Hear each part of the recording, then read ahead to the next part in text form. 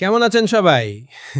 আমি সাদিক রহমান, সাথে এমদাদুল্লাহ। এমদাদ ভাই, আজকে আপনাদেরকে দেখাবো পাহাড়ের কোলে জাদুকরি স্টেডিয়াম, বিছানাকান্দি ফুটবল মাঠ।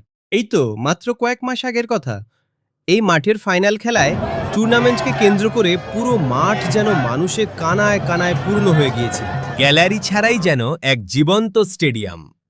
মাঠের চারপাশে নিখুঁতভাবে তৈরি করার সেই ১২টি বসার জায়গা গ্যালারির মতো শোভা পায়, যা গ্রামের মানুষের খেলাধুলার প্রতি অকৃত্রিম ভালোবাসার সাক্ষী। আজ আকাশ থেকে ড্রোনের চোখে সেই জাদুকরি মাঠ, চারপাশের রূপসী প্রকৃতি আর বসার জায়গাগুলো এক ফ্রেমে ধরা দিল। একপাশে মেঘালয়ের পাহাড়, অন্যদিকে বিছানাকান্দির ঝর্ণাধারা, আর মাঝেই খেলার মাঠ। সত্যি এক স্বর্গীয় ক্যানভাস। বিছানাকান্দির এই ফুটবল মাঠ আর টুর্নামেন্টের সেই জমজমাট পরিবেশের কথা কি আপনার মনে আছে? দৃশ্যটি কেমন লাগলো কমেন্টে অবশ্যই জানাবেন।